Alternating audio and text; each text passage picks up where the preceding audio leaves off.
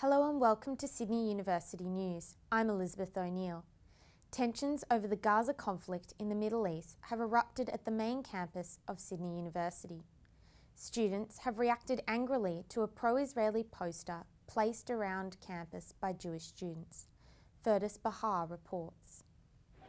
This may look peaceful, but the Gaza conflict has spilled over into Sydney Uni. It started with a poster put up by Jewish students. What would you do? Imagine, UNSW terrorists fired thousands of rockets at USYD. We felt that it was necessary to have this kind of campaign to really get people thinking about why Israel responded the way it did and to put them in the shoes of Israeli civilians who were being indiscriminately bombed daily by Hamas. It was an intentionally provocative campaign, not in any negative way, but really just to get people thinking about what's happening in Israel. Regardless of the response from other groups, we felt that it was a success. However, the Muslim students and Students for Justice in Palestine have condemned the poster.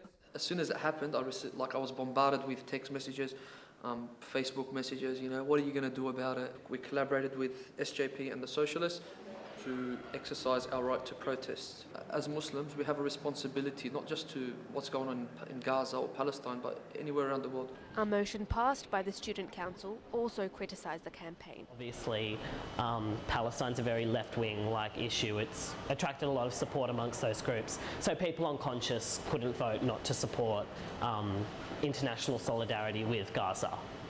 Although the posters have been taken down, the Jewish Students campaign continues online. Fergus Bahar, USYD News.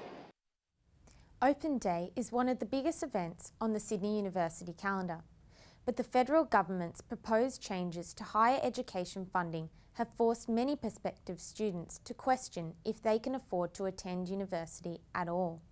Emily Marsh has more. The rain today didn't stop more than 20,000 prospective students coming to Sydney University for Open Day. But for many of them, this will be the closest they will ever get to studying here. I'm kind of worried about my parents because I've still got 3 younger siblings and I don't think they'll be able to support my younger siblings going to university. I was always set on Sydney as being one of the best Australian unis, but the prospect of deregulation has actually encouraged me to look internationally. Because if I'm going to end up paying high fees here anyway, why not just pay perhaps only slightly higher fees to go to one of the best universities in the world? The Vice-Chancellor, Michael Spence, held a meeting last Monday with student representatives in order to discuss the proposed changes. He advised that the university would use the additional revenue from deregulated fees to fund a generous bursary program. So again, we're just looking at the really privileged people being okay. And there's nothing wrong with that necessarily, but you don't want to just have people like that. You want to have a wide range of people at a university. Despite major opposition in the Senate, the government hopes to have the bill passed by the end of this year in order for deregulation to start in 2016. Emily Marsh, Sydney University News.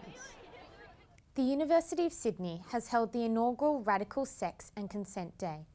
The event, which originated at the University of Melbourne, aims to bring to light issues concerning sexual education in schools across the country. Jonathan Parker reports. Today's Radical Sex and Consent Day aimed to educate the student body about issues of sexual health and practices. Well, I think it's meant to be a radical relearning of sexual education in schools, so filling in the gaps. So we just had a consent workshop. It's a very sex-positive approach to sexual education. The university's student union feels that high school sexual education in New South Wales is lacking in the way it addresses the important concerns for sexually active teenagers. In high school, really, it's only anatomy, the basic bare bones of sex, and sex is really something that is so diverse, so challenging, so unique and individual to every person. Event organiser Grace Sharkey agrees. Girls particularly need to be taught that some things are okay and some things aren't, and that you never have to feel pressured to do certain things, and that people aren't taught the right things about sex that matter.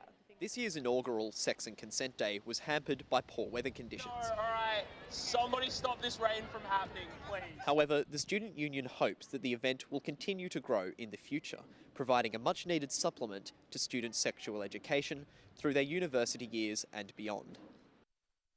The 2014 Sydney Underground Film Festival has opened with a strong show of support from local film fanatics.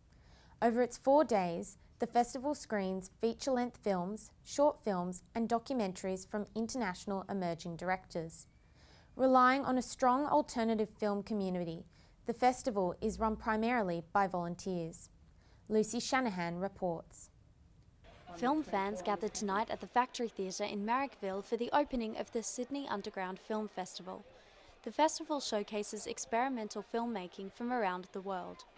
Tonight, the festival's 8th year opens with Housebound, directed by Gerard Johnston.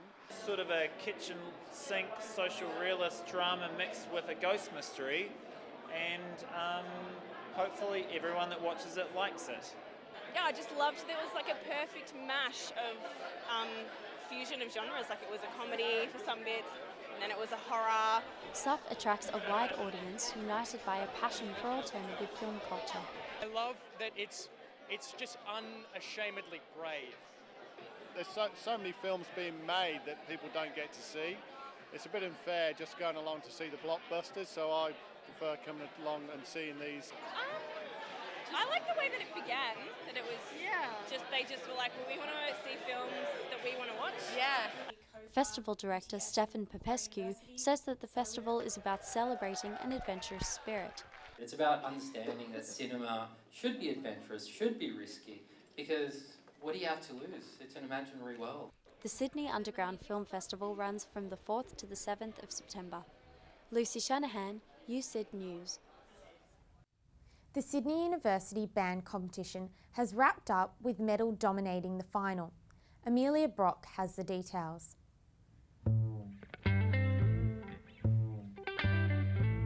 The Sydney University band competition wrapped up early this morning here at Manning Bar. From more than 60 bands, it came down to the final 6, with Nala taking home the grand prize. So sorry. Yeah, so we were stoked to win. We felt like it really paid off, and yeah, with the $2 grand, you know, obviously as part of the prize, we're going to spend that on touring. We're playing a Mojo Burning Festival in Brisbane next March.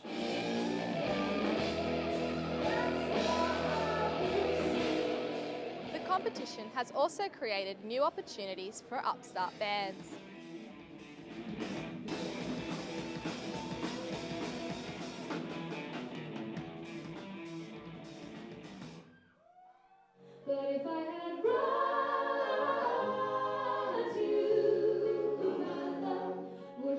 But it's turned out to be a very, very worthwhile experience. I mean, we have a goal in a few years to be on festival stages, and that's something that I never even considered. The winners scored $2,000, a paid gig and a 4-track recording session with Sydney Studio. Amelia Brock, Sydney University News. And just repeating our top story, students at Sydney University have reacted angrily to a pro-Israeli poster placed around campus by Jewish students. That's it for now. There'll be more news next week.